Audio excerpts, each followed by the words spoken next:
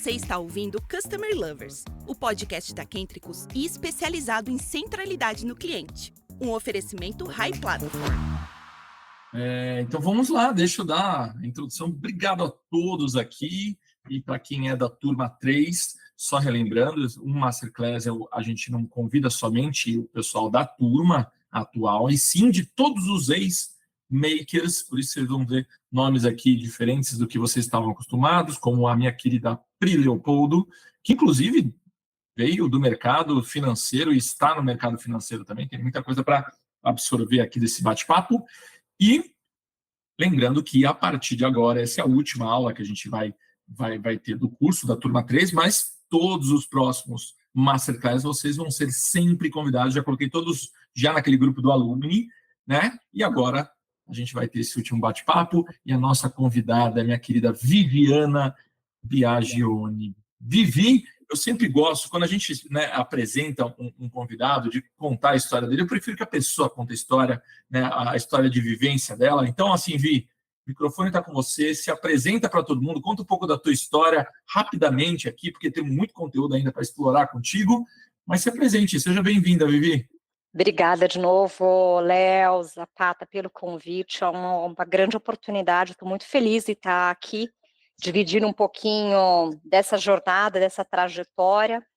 Eu brinco que tudo começou sendo engenheira química em algum momento da minha vida, né? Então, lá em meados de 95 a 2001, eu me formei em engenheira química e eu era apaixonada por entender a causa de tudo, melhorias de processo, e muito olhei isso como algo que eu gostava de fazer, curiosa, chata, aquela pessoa a criança que infernizava a mãe perguntando, mas por quê, por quê, por quê? Então, essa é um pouco do meu histórico, né? E apaixonada por essa questão de melhorias de reclamação, do que acontecia, mas muito com uma visão de fábrica, né? De olhar lá para trás, né?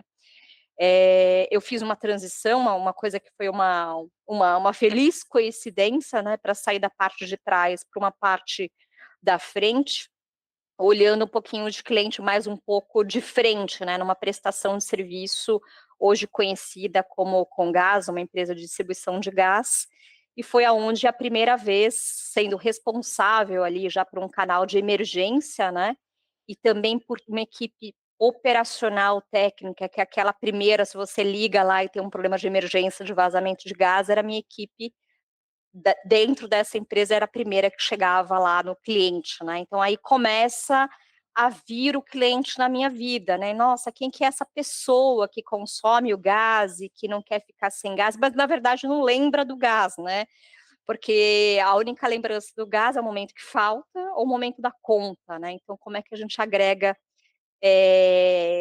valor nesse momento? E de lá para cá, eu só fiquei mais apaixonada por cliente, fui tentar entender as melhorias, desenvolver estratégia, conhecer um pouquinho mais, passei aí por jornada de indústria, distribuição de gás, varejo, retail ali na Fast Shop, uma passagem no Santander, passo pela Schneider, volto na Comgás e agora na Zurich Santander, sendo responsável aqui pelas áreas de canais, né? Então a gente chama aí desde o telefone, chat, portal de autosserviço, desenvolvimento de parcerias para o cliente e também responsável pelas medições de uma forma isenta, garantindo a experiência do cliente. E vamos com certeza falar bastante coisas aqui. Eu tentei ser bem sucinta, mas vou aproveitar durante a nossa conversa, tentar aprofundar aqui um pouquinho mais de temas para dividir um pouquinho dessa jornada e desses aprendizados ao longo do tempo. Tá? São alguns aninhos e nenhuma ruga. Muito bom, e muita energia, né? Energia em muita casa. energia, muita energia. Estava brincando um pouco antes aqui, pessoal, com o Léo, né? Porque com a chuvinha que aconteceu, ele me perguntou, Vivi, tá tudo bem? Eu falei, tá tudo bem, tá tudo com energia. Eu falei, tem duplo sentido, tô super animada de estar com vocês e realmente tô com energia aqui em casa, ainda tudo certo. É isso aí. Vivi, vamos começar já a puxar um pouco do contexto aqui, falando especificamente sobre estratégia de CX, né? Como você define uma estratégia de sucesso para a experiência do cliente em uma seguradora como a Zurich, né, onde o relacionamento com o cliente muitas vezes é de longo prazo e também baseado na confiança, né? Como é que funciona isso, Vi? Olha, acho que ao longo do tempo, né, lembrando que negócio de seguro é um negócio de séculos, né? E tudo começa para garantir se uma carga de um navio vai ser entregue, coisas desse tipo, e parece uma coisa meio distante da gente, e existe até aquele tabu, né? Seguro bom é o seguro que está na gaveta, né? Então, como que ao longo do tempo a gente muda essas premissas, né, e se aproxima do cliente, né? Porque muitas vezes, inclusive, há desconfiança. O Léo colocou aqui super bem, né? A desconfiança, putz, vão me pagar na hora que precisar, e será que isso vai estar de fato coberto? Aquela letra pequena, né? Então, ao longo do tempo, e a nossa estratégia aqui também, ela está muito setada em como trazer o valor presente para o cliente. E isso é uma quebra de tabu, né? Então, o que a gente está procurando aqui dentro da nossa estratégia fazer, tá? A nossa estratégia está baseada em 5 pilares, 5 coisas importantes que a gente acorda de manhã e vai dormir no final do dia, é isso que a gente tem que pensar, né? O primeiro de tudo é cultivar cliente. Puxa, cultivar parece distante, aquele CX, um marketing, né? Mas muitas vezes para a gente o cultivar é falar de forma simples, né? Porque seguro começa com sinistro. Quem já ouviu essa expressão já bateu o carro, já deu uma perda total na casa. Então, tudo que a gente pensa, sinistro, ou então na minha época, o sinistro era um negócio, nossa, tá sinistro, isso é um negócio super bom. Sinistro no seguro não é bom, né? A hora que acontece algum problema, né? Então, como que a gente traduz e fala com esse cliente que não tem que ser um especialista, para ele entender isso, para facilitar o próximo passo? Outro ponto importante é o segundo, como que essa experiência é uma experiência de fato fluida, né? Como que a gente faz isso? Suportando e entregando assistência no curto prazo. Porque se o seguro e o sinistro, vamos dizer assim, ele é longo prazo e eu tenho uma incerteza, como que uma assistência, um benefício eu posso ser colhido agora e o nosso cliente percebe valor nisso? E olha como isso é para a seguradora, olha que interessante. Muitas vezes essa assistência, esse cuidado imediato que o cliente está recebendo, que, por exemplo, no seguro de vida pode ser um exame adicional, um tira-dúvida, uma telemedicina na distância, uma série de coisas, ele também pode ser um preventivo de acontecer alguma coisa mais grave. Se eu antecipo um diagnóstico, a chance de cura, por exemplo, é maior. Então, isso não é algo que ao longo o seguro ou as seguradoras pensavam no passado, mas é uma grande quebra de tabu e é onde a gente vê o valor imediato. Terceiro ponto, se você tem um problema, isso eu acho que está em qualquer CX, você quer resolver rápido. Imagine que seu carro parou no meio do caminho, você quer ligar para alguém e fala, meu guincho está aqui, quiçá entender que a maior parte dos problemas técnicos ou elétricos ali já é uma bateria que eu posso levar. Então, imagine, veja só o guincho que carrega o seu carro para uma concessionária, para onde for, e que às vezes é a troca da bateria. Imagine que esse guincho, esse primeiro atendimento, ele já pode te dar uma primeira solução. Então, resolver rápido, ter alguém e identificar algumas causas iniciais que você tem ali. Essa terceira alavanca, super importante do nosso negócio, né? Quarto, desenvolver parcerias. O que são essas parcerias? A maior parte das coisas que eu posso entregar para o cliente pode não ser uma entrega direta minha. Então, eu penso que uma parceria pode ser até o meu call center. Então, quais são os BPOs estratégicos que a gente tem aqui, que de fato valoriza, e eu tenho pessoas que cuidam das pessoas que cuidam das nossas pessoas. E que suporta isso em uma cultura de clientes forte. Se eu olho para o meu funcionário, para as nossas pessoas, para os nossos empregados ali, que é o customer employee, e penso que ele é o meu melhor cliente, olho o que ele precisa, ele entende o que eu estou falando, ele compra o meu produto e o meu serviço, eu estou pronta para ir para fora. Então, um parceiro pode ser alguém trabalhando em meu nome, para o cliente, as nossas pessoas aqui que cuidam das nossas pessoas, né. E sem dúvida nenhuma, essa cultura organizacional que a gente fala que é tão importante, como que a gente faz isso efetivamente? Desdobra a estratégia de clientes para a companhia como um todo, desde eventos com escuta, experimentar, degustar os nossos produtos, levar para a ponta e atender o cliente, experimentar de fato. Então, são elementos importantes dentro da nossa estratégia, né? Então, esses são os que a gente olha todos os dias para garantir que o cliente tenha diferencial para escolher o nosso produto, simplicidade na hora de que ele precisa, resolver de forma rápida, que a gente chama que experiência sem atrito, efetivamente, desenvolver parcerias que trabalham em nosso nome e cuidar de uma cultura forte dentro de casa, que não importa, né? Não importa se é área de clientes, mas se alguém que está mandando uma policy, está revisando aquele conteúdo, está sempre com esse olhar de quem vai receber do outro lado, não é um especialista no nosso negócio. Muito bom, Vivi. Olhando o mercado de seguros, é muito regulamentado, né? Então, eu queria entender o seguinte, e não só regulamentado, mas bastante competitivo. Quais são os principais desafios que vocês enfrentam hoje dentro desse cenário, ao alinhar a experiência do cliente às exigências desse mercado e dessa regulamentação? A área de experiência do cliente em alguns lugares, né, ela tem um trabalho super importante que chama de relacionamento. Às vezes as empresas regulatórias olham o regulador como o inimigo mortal, né? E eu já tenho 2 experiências de olhar o regulador como um parceiro. Lá na Comgás era assim, então a gente tinha a agenda com o Procon aberta, com o regulador, que é a Arcesp, e aqui da mesma forma, a SUSEP é um regulador muito ativo, né, como outros, para entender o que a gente está falando, os produtos, acompanha quantidade de reclamações por tipo de produtos efetivamente.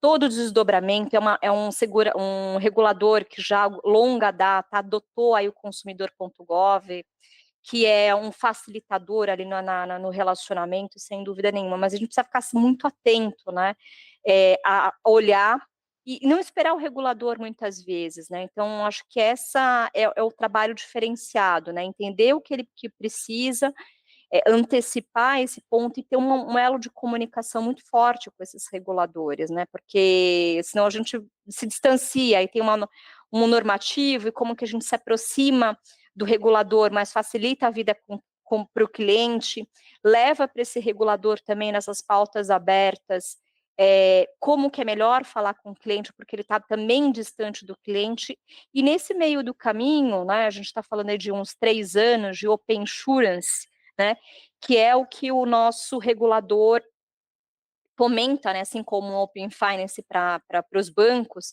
uma proximidade, né, um elo de comunicação, uma simplicidade e principalmente a oportunidade do cliente poder cotar ou buscar a prestação de serviço onde quer que ele queira, né. Então, se eu tenho um seguro aqui e posso ter outro lugar, né, então como que essas informações facilitam a vida do nosso cliente também, e eu acho que isso é super potencial de aproximação, né, divulga ali na plataforma do consumidor.gov quais são os seguros que eu tenho, porque nem sempre há uma transparência de quais seguros de fato foram contratados, o que ele tem de cobertura geral. Então, o regulador, eu acho que ele tem uma função muito importante, e é importante que a gente esteja próximo dele para esse elo de relacionamento, que é uma chave super importante, que é o nosso cliente, a gente se aproxime dele também. Mas é um grande desafio no mercado, né, Vivi? É um grande desafio do mercado. Eu lembro que eu tinha um conhecido meu que trabalhava no mercado de farmacêutico, né? Que é pior ainda, né? Você não pode fazer quase nada ali. Então, é um grande desafio quando a gente quer lidar com os nossos clientes. Agora, outro dia eu fui numa palestra da Carol da Basf, que ela falou a seguinte frase, né? Inclusive, eu acho que você estava lá do iFood, que a frase dela era o seguinte: precisamos tirar o cliente do centro do PPT. Ou seja, precisamos colocar em prática, né? Então, assim, um ponto muito importante na experiência do cliente é garantir essa estratégia não fica apenas no papel. Na Zurich, como é que a governança de CX é estruturada para conseguir garantir que essa estratégia seja executada e que, de fato, traga resultados que vocês estão esperando e desenhando para essa estratégia? Super, super bom essa, porque de fato, né, não pode ser um romance, né? Tem que ser algo que tenha valor de fato, né? Então, eu queria compartilhar com vocês 2 situações que a gente faz aqui, que eu acho que é bem bacana, né? É sempre muito rico, né? Eu acho que várias empresas, elas fazem aquele momento de escuta de cliente, de levar um case, de desdobrar. E eu acho que isso tem que ser feito de fato, né? Então não adianta só colocar lá bonitinho, o cliente está no centro, aquele famoso PPT, o cliente está no centro da nossa. A gente também tem uma mandala, tá? Então isso não é diferente, ele está lá, então como conecta a voz do cliente com o produto, com as nossas inovações, com uma série de outras coisas. Mas tem um negócio que a gente faz aqui que eu acho que é super rico, que a gente chama um evento de escuta de cliente mesmo, né? Então, algumas vezes a gente tem uma oportunidade de levar algumas pessoas para o próprio call center, né? Ou a gente traz essa voz do cliente para dentro da companhia. Mas qual que é a missão aqui? Normalmente num grupo multifuncional, a gente traz um case, essa escuta, e ao final, esse grupo de trabalho, ele tem que tirar insights do que faz, então às vezes participa RH e fala assim, puxa, para esse problema, como é que a gente vai desdobrar? A gente desdobra a meta, a gente vai trazer esse tipo de treinamento, então é um grupo de fato multifocal que trabalha para melhorar, né? E outro ponto super importante que eu acho que foi bastante bacana é incentivar as pessoas e reconhecer por isso, por aquilo que elas estão fazendo no dia a dia. Muitas vezes, esse trabalho é uma área de CX, alguém como a minha área fazendo dentro da companhia. O que a gente fez aqui? Esse papel e responsabilidade, tem todo um trabalho, né? Esse papel e responsabilidade, ele é da linha completa. Então, um workplace, o nosso lugar que a gente conversa, em vez de estar a Vivi postando o que ela está fazendo, tem a área de produtos que está falando assim, olha, a gente revisou o produto com base em tal reclamação e tal ponto. Tem a área que está fazendo uma regulação de sinistro, olha, a gente implantou um fast track e 10% de tudo que a gente tem que pagar, a gente paga em até 10 segundos para fazer isso. Isso fez um efeito da companhia de orgulho. As pessoas querem postar e contarem o que estão fazendo, não importa, às vezes é a área de pagamento, e que são normalmente áreas que estão muito no back, né, de tudo que está acontecendo, e você, de área de cliente, está ali na frente, né? Então, essas 2 coisas fizeram ali, eu chamo efeito bidê, né, embaixo, com que as pessoas se sentissem parte e que não fosse uma coisa imposta ali, né, dizendo, olha, você vai fazer, a sua meta de CX é essa, está desdobrado o TNPS para você, isso a gente também faz, né, que é o efeito chuveiro, né, mas às vezes as pessoas não se conectam, puxa, como que eu vou mexer no TNPS da companhia, como eu vou reduzir a quantidade de reclamações? Eu trabalho no RH, eu trabalho lá em facilities, trocando luz do escritório, né?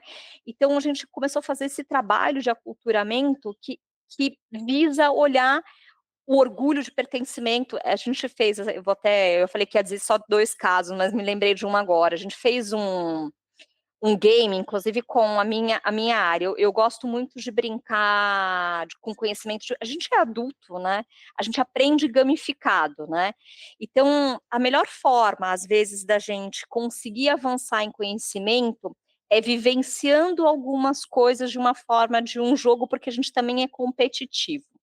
Então, eu lancei um desafio para o meu time, eu tenho uma área de engajamento, que o objetivo dessa área é se comunicar com o cliente, para que ele perceba valor naquilo que a gente está fazendo, para que ele não desista do cancelamento, não vire um churn, né? E essa área era apaixonada pelo que ela fazia, falou, nossa, a gente faz isso, eu faço aquilo outro, né? Eu falei, pessoal, vamos fazer uma coisa? Vamos apresentar o que a gente faz para a companhia como um todo, para todo mundo. Vamos. Aí a primeira ideia é uma apresentação. Eu falei: "Não, vamos fazer um negócio diferente, vamos fazer um jogo da vida".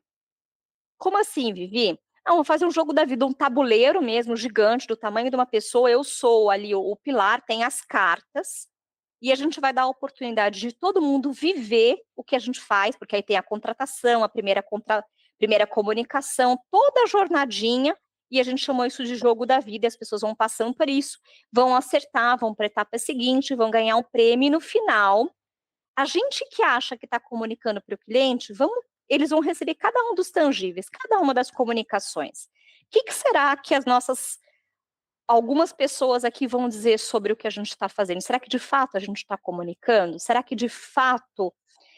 E o resultado disso foi incrível de engajamento, porque é forma lúdica, as pessoas se sentindo fazendo parte da revisão do conteúdo que vai na carta, e às vezes você nem pensa muitas vezes em dividir isso, porque às vezes está com uma empresa de marketing fazendo, está aqui, e isso se tornou aqui um game. Eu acho que às vezes compartilhar, dividir, trazer junto, a gente tem um laboratório de teste em casa e muitas vezes contrata fora e nem faz uso disso.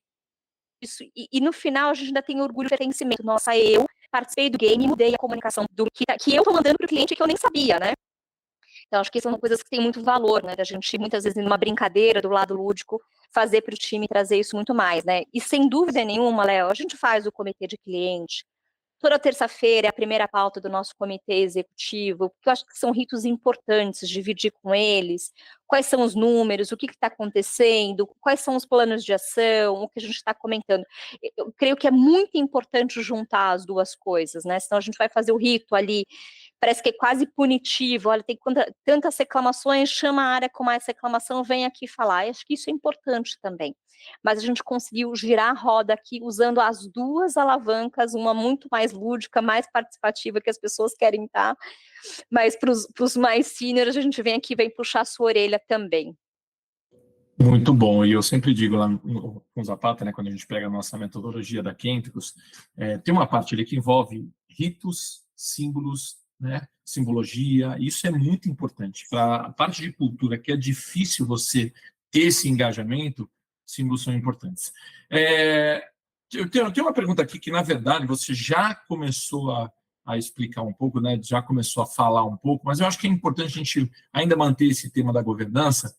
Como é que a gente consegue, como é que vocês conseguem, dentro desse processo de governança, envolver diferentes áreas? Porque, assim, eu já entendi que na explicação da sua área, né, do seu guarda-chuva, é mais tranquilo, é mais fácil. Não tranquilo, é mais fácil, você tem mais controle. Mas aí você vai ter que falar com a área jurídica, área de, sei lá, TI.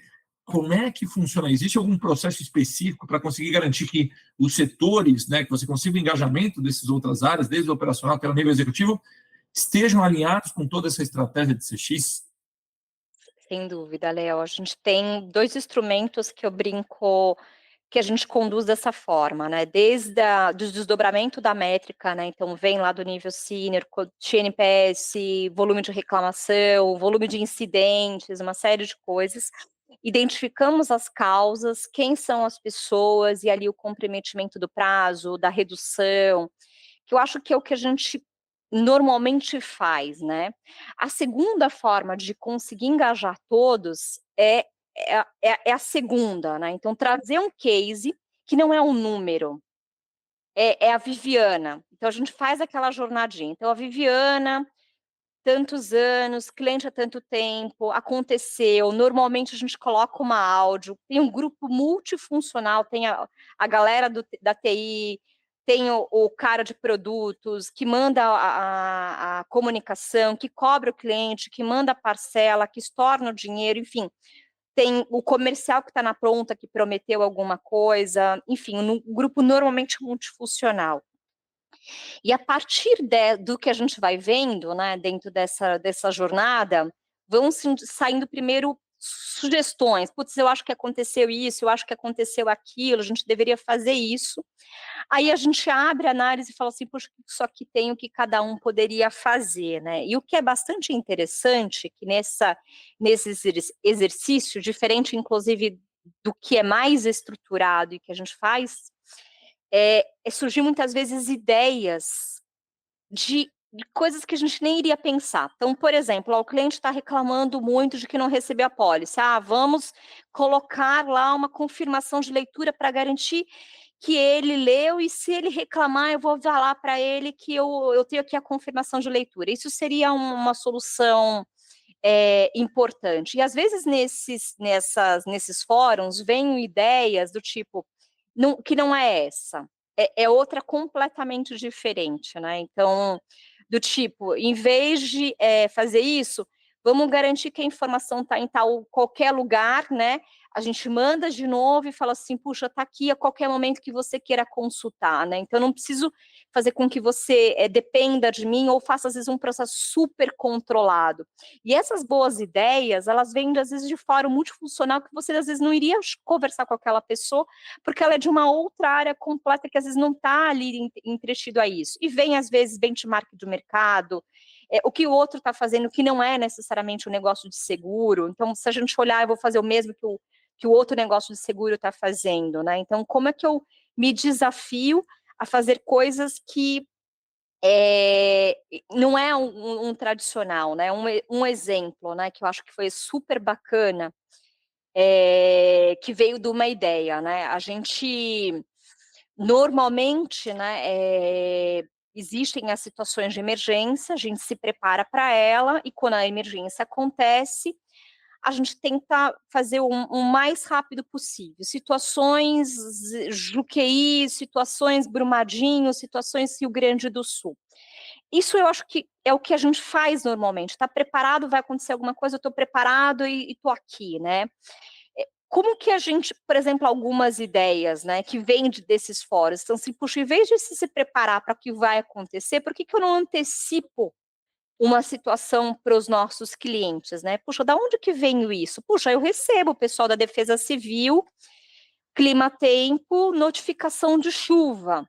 Puxa, mas todo mundo faz isso já, né? A1, A2, o próprio clima-tempo. Por que o cliente, a Defesa Civil, tem um serviço que, aliás, é super bom? Você cadastra o seu telefone, o seu CEP, e ele te manda. Hoje, por exemplo, chovendo, já me mandaram cuidado com chuvas. Eu falei, puxa, mas o que tem de diferencial nisso que o clima-tempo ou a Defesa Civil já está fazendo por mim? Eu falei, pessoal, a gente não quer uma relação de transparência com o cliente? Queremos. O que a gente poderia fazer, então? Vamos mandar a notificação? A gente manda a notificação, ele fica tranquilo que pode ser que não ou não, vai nessa mensagem, mais do que isso. Você está coberto, se acontecer alguma coisa, eu estou aqui. Então, é completamente diferente dele me ligar, aconteceu, ele me ligar e eu estou prontinha para resolver. No mínimo, é um para um, né? E eu costumo dizer até para o meu time, eu falei, pessoal, se a gente tem uma informação, que eu já sei que tem um problema dentro de casa, e o cliente vai me ligar, tudo que mais me irrita nessa vida é ligar para alguém já me dá a solução. Eu falei assim, então por que eu já não contei? Ah, mas isso vai aumentar o custo. É sério? Qual é a chance de alguém me ligar e eu acertar de primeira? Nossa, foi super eficiente. Um custo, certo? E se eu não acertar? Ele vai me ligar 2 vezes. Vai ter que ficar irritado contando a história para outra pessoa. E se ele me ligar 3 vezes? 4 vezes? Eu estou onerando a companhia em 4 e deixando o cliente super irritado. E se eu faço esse 1 para 1? De novo, eu antecipo que ele vai acontecer uma coisa na casa dele, que tem um problema, eu estou aqui e, quiçá, abrir o menu para ele, olha, se acontecer, você clica aqui, eu já abro o sinistro para você, das suas coberturas que eu já sei qual que é. Isso tem um efeito, às vezes, da minha área, nem pensar nisso. A área de sinistro está pensando em outra coisa. Esse tipo de ideia, ele vem de negócios que não é o meu negócio. E alguém que está lá, às vezes, tomando um café com a gente nessas rodas de dividir essas experiências, é que surge, né? E aí, de novo, tem o orgulho de pertencimento. Nossa, eu da área de facilities, porque isso aconteceu comigo numa empresa XPTO e consegui dar uma solução que talvez a área especialista disso não fosse trazer, né? Eu acho que isso é super válido, né? E que quebra muito a nossa inovação. Desculpa, Léo, falei demais, me empolguei Não, aqui. não, mas puxando isso aí que eu queria pegar um gancho, na verdade. Você falou, óbvio, que um dos grandes desafios quando você quer envolver outras áreas, você precisa, você vai pegando essas ideias, vai juntando e vai gerando ações e atitudes, né? Atitudes não, ações e reflexos dentro da empresa. Porém, a gente sabe que esse tipo de ação fora da área de CX, você precisa ter uma cultura forte de CX na empresa. Se você não tem isso, é muito difícil. A pessoa está pensando no dia a dia dela e falar, cara, deixa eu pensar no cliente também. Pode parecer óbvio para a gente que trabalha com isso, mas para quem é de outra área, não é óbvio. Então, esse é um grande desafio, né, Vivi?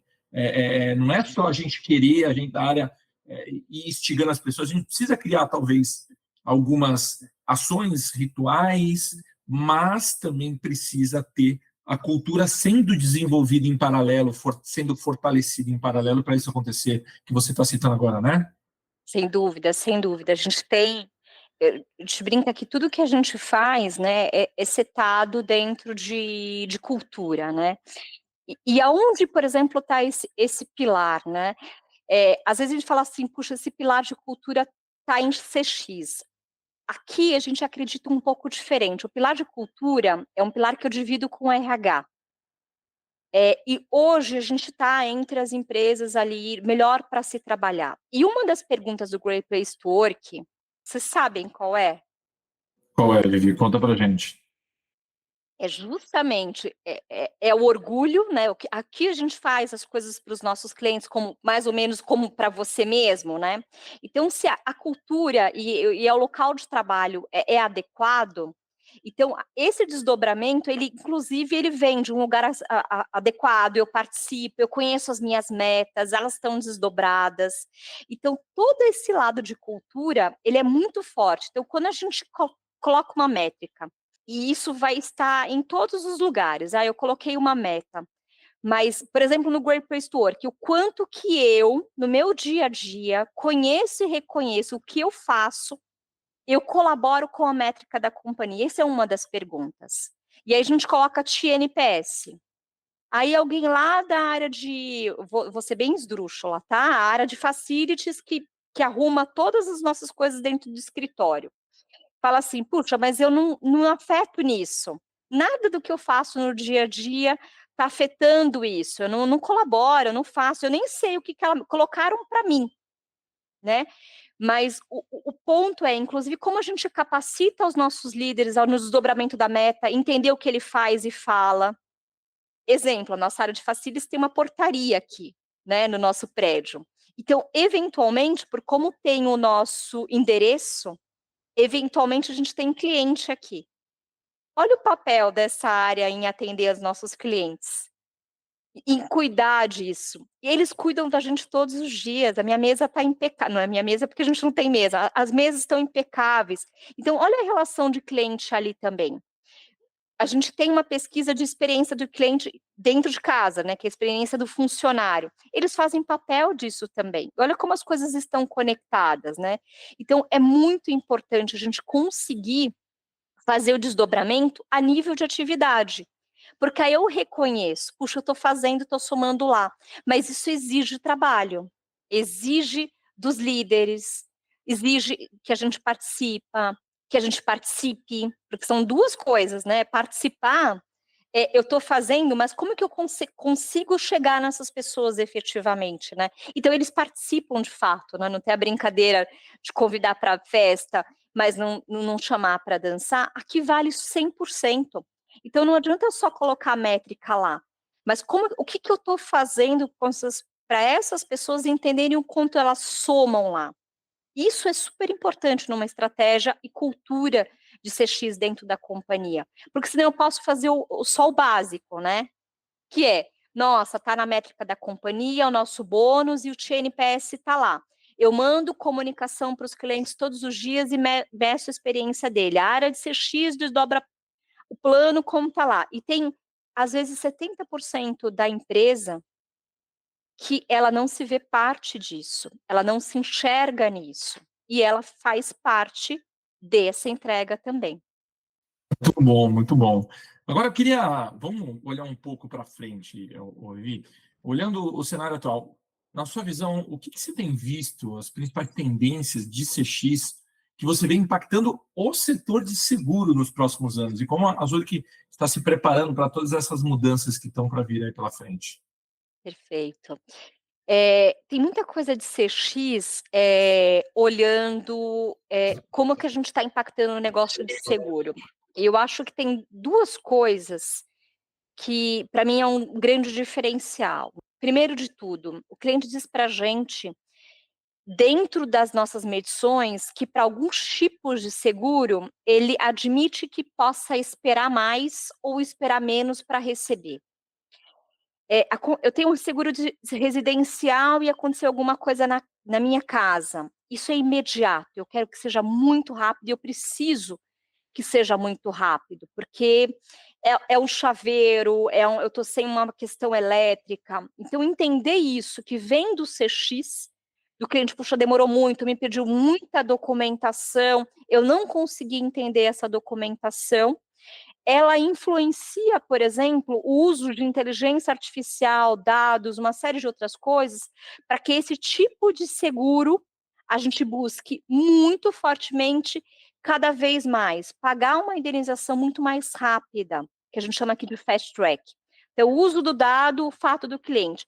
Mas, às vezes, a mesma, o que a gente acha que são todos. O seguro de vida, o perfil do cliente, quando ele responde, ele é um pouco diferenciado, porque é uma situação muito complexa. Então, será que esse cliente está esperando que eu pague ele rápido? Às vezes ele precisa de um apoio emocional. Ele sequer sabe o que ele tem que fazer. Ele não sabe qual é a documentação que ele precisa mandar.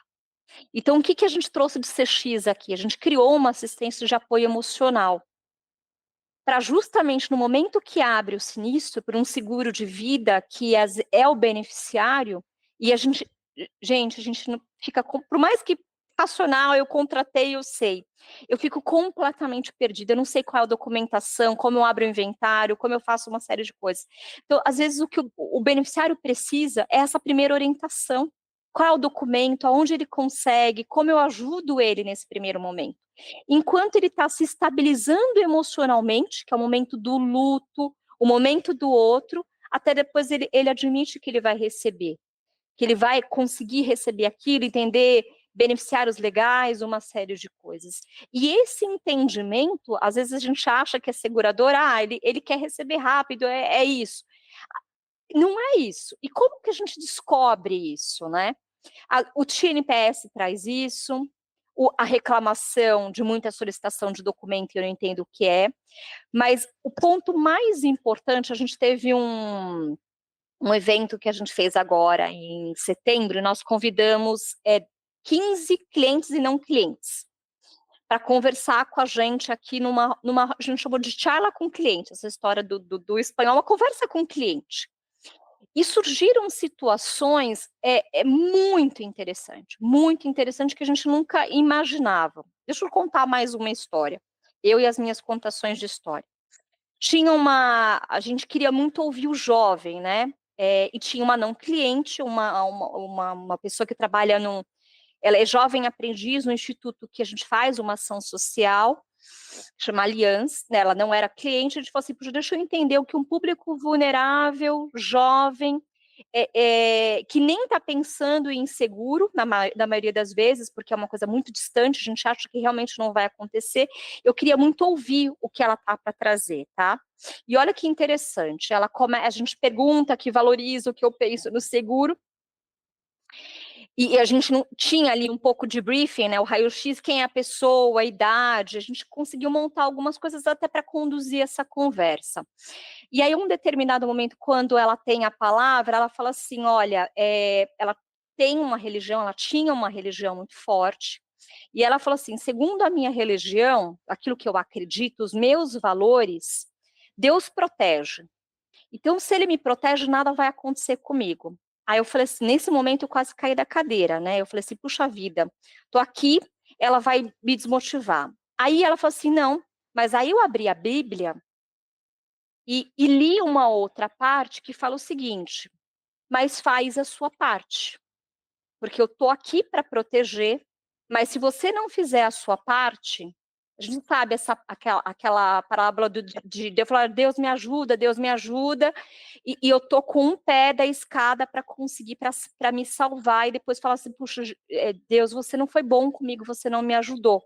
E ela traz esse ponto, ela falou assim, então, eu preciso confiar sim, mas eu também preciso fazer a minha parte. E quanto que eu iria pensar uma coisa dessa, do que tem do valor de um cliente, daquilo que tem valor, de que pode proteger, se eu não tenho esse tipo de escuta efetivamente, né? Eu estou só pensando em cliente que já tem o produto, já tem uma cultura, numa determinada classe social, tendo esses vieses, né? Então, às vezes, uma pergunta, uma explanação ali, ou um questionamento, ele vem de uma situação que eu nem esperava. Aí eu falei assim, olha que interessante, né? E a gente é um país, né, continental, com várias culturas, vários sotaques, e isso é super importante, muito rico que a gente escute, né? Isso nunca ia vir numa pesquisa de NPS, né? Então a gente tem uma parte muito importante, né? Que é ter a escuta de formas alternativas, de público alternativo. E vem um insight muito, muito, muito rico. Muito legal. E assim, tamanho da Zurich, a quantidade de clientes que vocês atingem, que vocês têm dentro da tua carteira, quando a gente volta a falar de importância da centralidade do cliente, como é que a Zurich consegue garantir uma voz do cliente, né? Que a voz do cliente seja realmente, ela influencie decisões estratégicas da Zurich, né? Existe alguma ferramenta, processo, ritual específico que ajude nesse sentido? Você conseguiria compartilhar com todos? Te conto, a gente tem um ritual aqui, de novo, eu acho que muitos de nós já fez esse ritual. Ele chama o ritual de escuta de cliente, efetivamente, né? E normalmente quando a gente convida alguém para ir lá escutar, participar desses fóruns, né, o que a gente mais reconhece e tá do lado e fala assim: "Nossa, mas que operador ruinzinho, mas como que esse cliente tá acontecendo isso, não sei o quê, mas é um absurdo", e depois a pessoa pega e vai embora e aquilo segue na vida como ela é, né. Esse trabalho de escuta de cliente que a gente tem feito, acho que eu comentei um pouquinho antes, ele tem uma mão dupla. Então, por exemplo, quando o produto alguém do time de produtos vai fazer essa escuta, eu brinco que tem que trazer e tem que levar. Então, quando o produtos vai, ele leva para mim conhecimento, divide, ele treina nossas áreas, e isso já engaja. Quem está lá atendendo se sente valorizado. Nossa, veio a área de produtos aqui, veio me escutar, trouxe essa capacitação. E olha o contrário. Quando a área de produtos recebe essa informação, ela é super rica e volta e fala assim: nossa, tem uma oportunidade de produto, de argumentação que vai gerar mais redução de churn, redução de lá, e tem necessidade. A gente fez recentemente essa troca justamente com produtos e que a gente, por exemplo, não fazia um processo bom de argumentar com o cliente onde o custo do nosso produto era mais alto do que uma concorrência. E eu falei assim, e eu não estava fazendo isso bem. Aí o Produtos foi lá e falou assim: puxa, Vivi, mas olha que interessante, né? O nosso produto tem isso, isso, isso, e essa concorrência que o cliente está trocando não tem esse produto. Ou esses desdobramentos, e às vezes ele está só olhando o preço. Vamos incluir essa argumentação para ele ter certeza do que ele está abrindo mão, né? E não é só uma troca de preço. Puxa, bacana, né? E isso elevou muito, 2 problemas, lógico, o primeiro é retenção, é churn efetivamente, mas a gente tinha uma taxa, e isso não é bom para a gente, de solicitação que a gente chama de reabertura de sinistro, ou seja, reabrir o sinistro, né, o seguro, contratar ele de novo, só que quando a gente faz isso, você perde o quê? Você perde a carência, o tempo que você tem, é uma nova contratação. Então, quando o cliente se dá conta disso, ele fala assim: puxa, gente, ele era nosso cliente, então o certo é contratar um no outro, mas ele vai ficar sem um período de carência ali ou algumas coberturas por algum período. Então, isso era ruim para mim, é ruim para o cliente, ruim para o nosso negócio. Então, essa argumentação ajudou muito nesse processo. E, em contrapartida, tinha uma série de coisas que produtos não estavam olhando no desenvolvimento de uma cobertura adicional, algo que ele poderia criar nichos diferentes. Então, por exemplo, de um seguro residencial aonde ele tem a cobertura 1, 2 ou 3.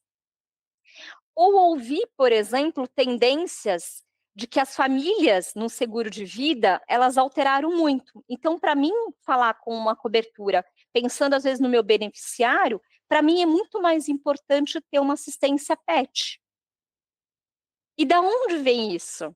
Então, gente, tira do filho e coloca do PET.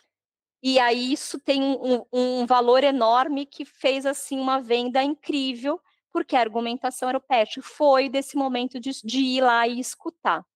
Então, essa atividade, que às vezes parece burocrática, ela pode ajudar mutuamente lá, e a escuta é rico, puxa, eu nem imaginava que é isso, o cliente está falando isso, é super importante, né? E lógico que a gente brifa esses cases, né? Para conseguir fazer com que as pessoas também escutem o que elas precisam escutar, né? E vão para casa. Então, normalmente é um trabalho que fica lá um período, 2, 3 horas, escutando ligações aleatórias.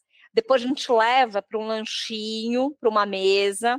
Aí, gente, agora a gente vai escutar a nossa ligação case, que é uma ligação direcionada, né? Que é onde a gente quer e precisa trabalhar com algumas problemáticas ali. É uma aleatória, eu brinco. Muito bom, muito bom. Vivi, estamos chegando aqui na nossa reta final.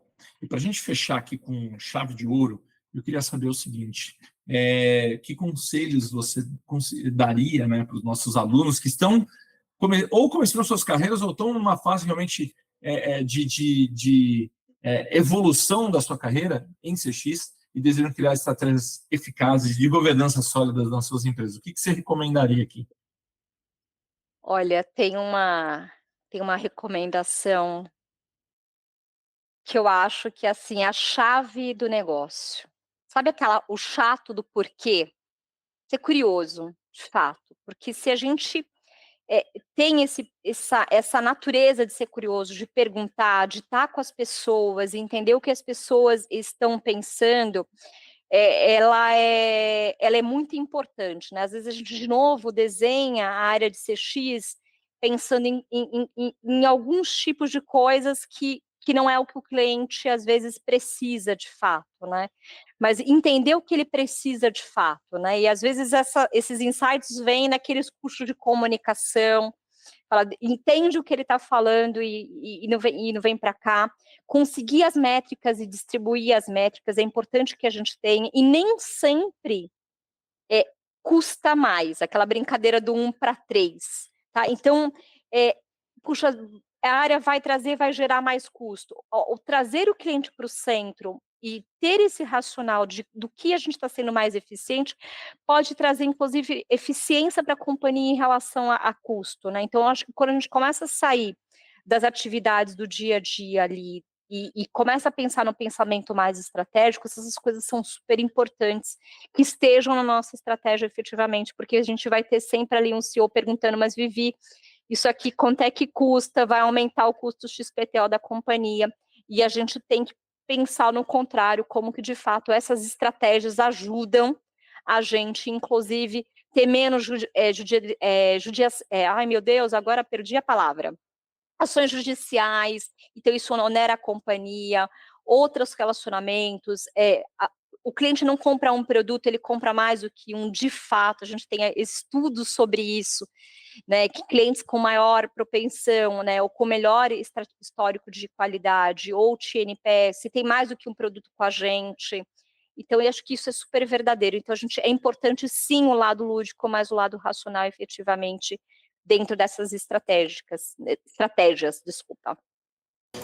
E muito bom, Vivi. E assim, entendendo todo esse cenário, né, a gente precisa trazer as estratégias realmente para serem efetivas, né? Engajamento de todos, trazer todo mundo para a mesma página, e é um caminho longo, não é fácil, né? Não é fácil, envolve liderança, ainda mais você no papel que você tem que, né, juntar os seus pares, juntar a alta liderança ainda, que tem mais um passo para cima, engajar a equipe, fazer com que eles executem, enfim, realmente são muitas disciplinas e uma só, é um grande desafio para todos nós. Vivi, eu quero agradecer do fundo do coração esse tempo seu que você despendeu aqui com a gente, compartilhando toda a sua experiência. Já trouxe isso lá no dia do Experience Lab, com uma palestra fantástica, que vai virar livro ainda, vamos discutir sobre isso, mas que aqui trouxe uma visão única aqui do que você está fazendo junto com a tua equipe dentro da Zurich Santander. Vivi, mais uma vez, obrigado. Você acabou de ouvir o Customer Lovers, o podcast da Kentricus com o oferecimento da High Platform. Visite nosso perfil no Spotify e se liga em todos os episódios que já rolaram por aqui.